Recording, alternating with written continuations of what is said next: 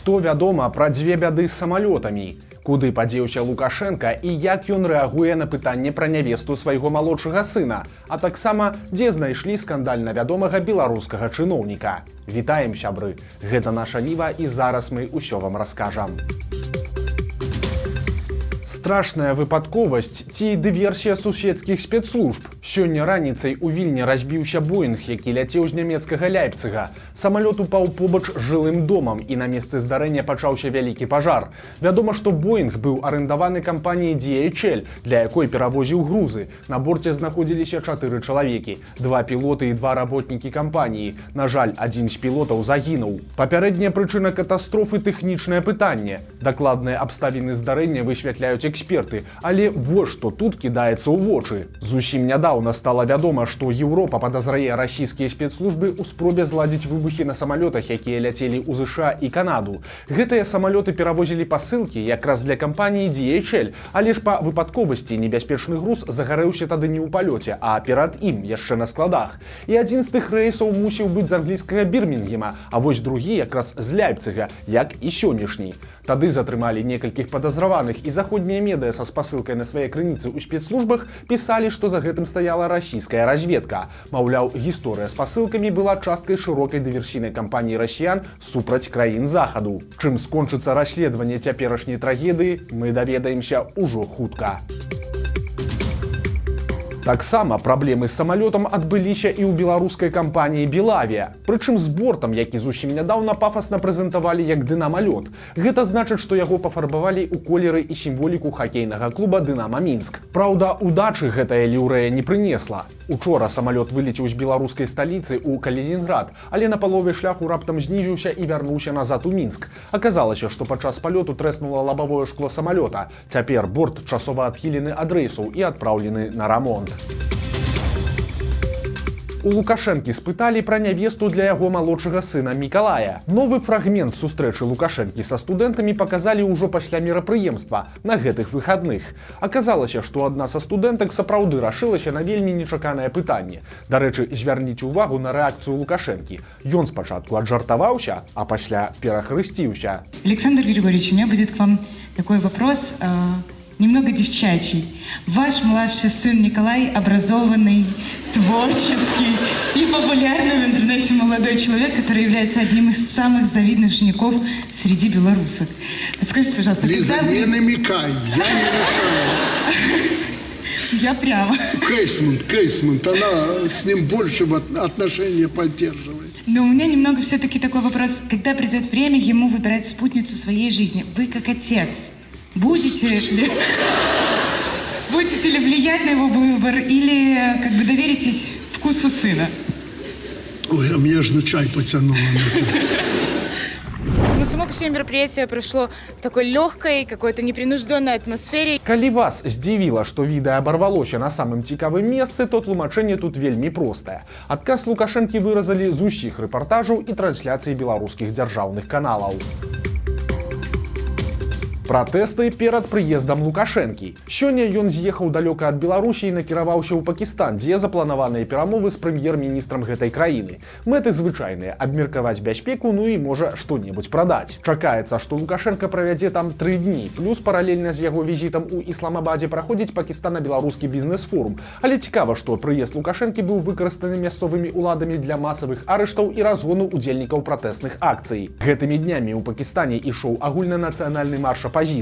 Сотні тысяч прыхільнікаў былога прэм'ер-міністра краіны Імрана Хана, які цяпер знаходзіцца ў турме, па ягоным закліку пайшлі шэсцем на пакістанскую сталіцу Ісламабад. Людзі збіраліся з усіх куткоў краіны, патрабуючы вызвалення іх лідара і адстаўкі дзейнага ўрада. Апазіцыйнае шэсце сустрэла жорсткую рэакцыю з боку пакістанскіх уладаў, якія мабілізавалі сілавікоў і вайскоўцаў, адключылі мабільны інтэрнэт у зонах шэсця пратэстоўцаў, а таксама заблакавалі сталіцу з усіх бакоў, перакрыўшы ключавыя дарогі на ўездзе ў горад транспартнымі кантэйнерамі.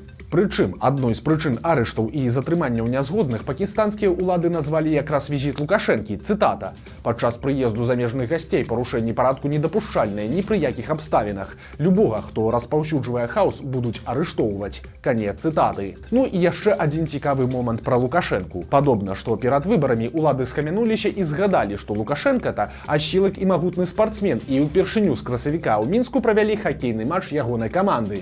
Гульня адбылася ў суботу, і вынік, само сабою, неверагодны. Лукашенко і астатнія перамаглі каманду Гродзенскай вобласці з абсалютна нехакейным лікам – 10-3.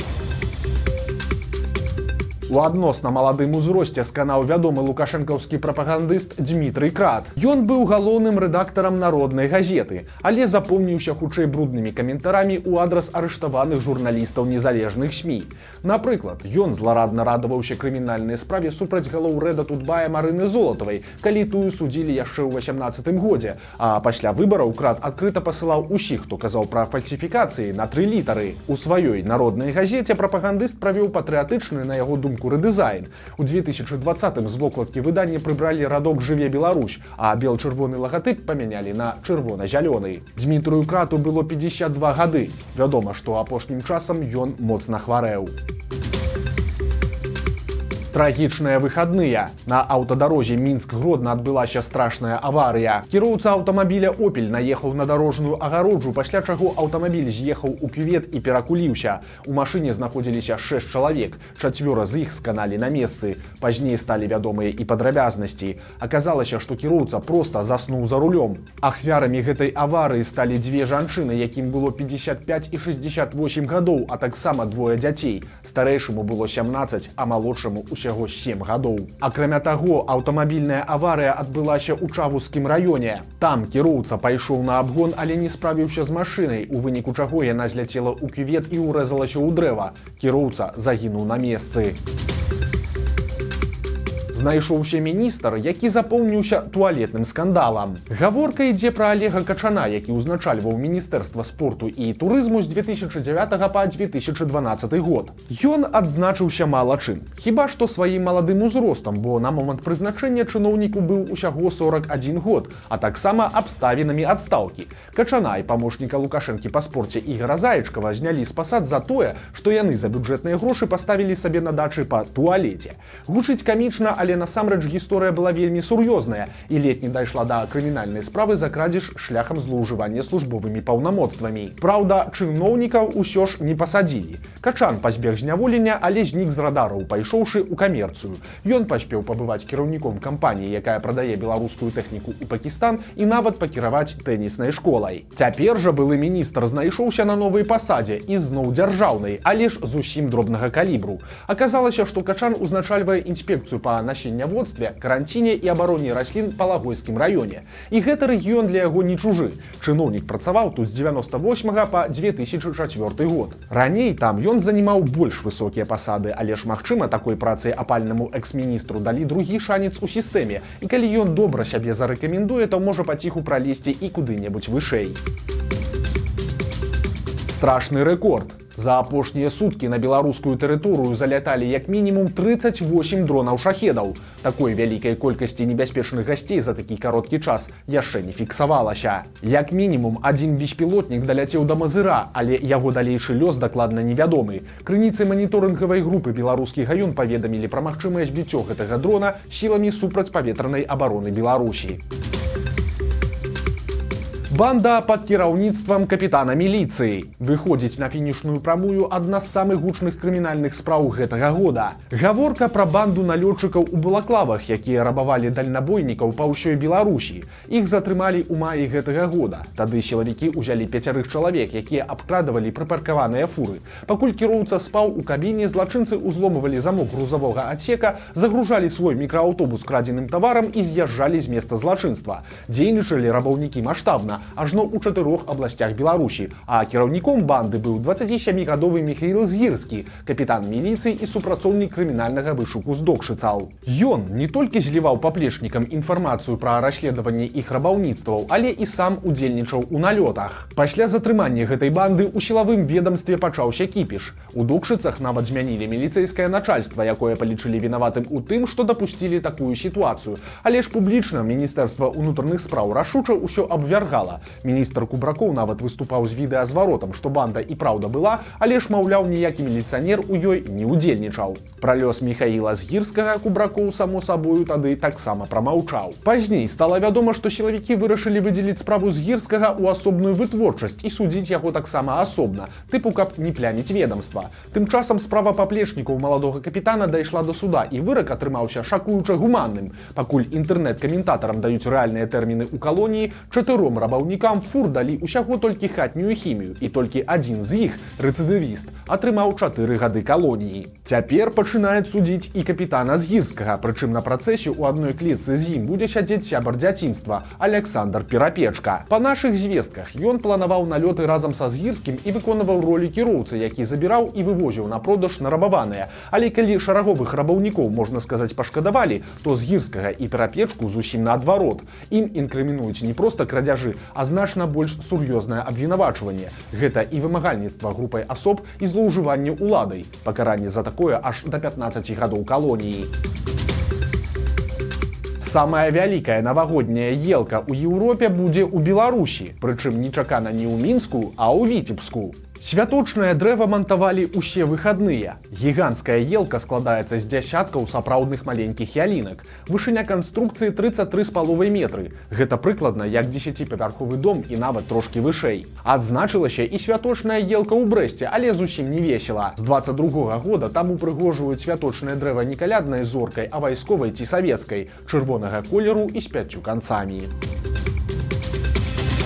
100% беларускі кот. Вусаты і хвастаты пешаход з Магілёва скарыў соцсеткі. Нехта зняў на відэа, як звычайны кот перашоў праезную частку па ўсіх правілах. Спачатку ён спыніўся перад пераходам, паглядзеў па баках, пераканаўся, што машына спынілася, а затым спакойна перабег на іншы бок. Відэа было знятае ў Магілёве, і яно сабрала ўжо амаль 300 000 праглядаў. У каментарах людзі пішуць, што і без нумароў на машыне, якая стаіць побач, зразумела, што гэта Беларусь, бо, маўляў, толькі ў нас нават каты выконваюць правілы. 50 000 пацярпелых і мільёны скрадзеных грошай. Следчы камітэт пахваліўся, што спыніў дзейнасць буйнога кол-цэнтра, які падманваў беларусаў. Заснавалі яго, як ні дзіўна, не за мяжой, а проста ў Пінску. Агулам на ашуканцаў працавала каля 100 чалавек. Яны тэлефанавалі людзям ад імя інтэрнэт-крамы «Тавары для дома» і паведамлялі аб нібыта выйгрышы камп'ютарнай тэхнікі. Праўда, пераможцы павінны былі аплаціць перасылку прыза накладзеным плацяжом. Калі наіўныя грамадзяне аплачвалі дастаўку, то замест абяцанай тэхнікі яны атрымлівалі толькі папяровае смецце. Такім чынам, 4 жыхаркі Пінска, якія заснавалі гэты бізнес, падманулі больш за 49 000 чалавек на суму больш за 2 мільёны рублёў. Цяпер іх чакае крыміналка за махлярства і суд. Незвычайны працэс прайшоў у Брэсце. Там мясцовы жыхар пераканаў свайго сябра, што таму здраджвае жонка. У выніку пачаўся скандал. Абураны мужчына падаў на развод, а яго жонка падала ў суд на таго гаваркога знаёмага. Жанчына заявіла, што інфармацыя пра яе здраду гэта падман і хлусня, і запатрабавала справядлівасці. У выніку суд стаў на бок жанчыны. Паклёпніка абавязалі накіраваць пісьмовае абвяржэнне сваіх словаў, а таксама сплаціць 300 рублёў жанчыне, якую ён агаварыў, а таксама пакрыць 207 рублёў судовых выдаткаў. Вось такія навіны панядзелка. Падпісывайцеся на канал, стаўце лайкі альбо дызлайкі і выказвайце заўвагі ў каментарах. І, канешне, чытайце нашу Ніву, глядзіце нашу Ніву і любіце Беларусь. Да сустрэчы заўтра.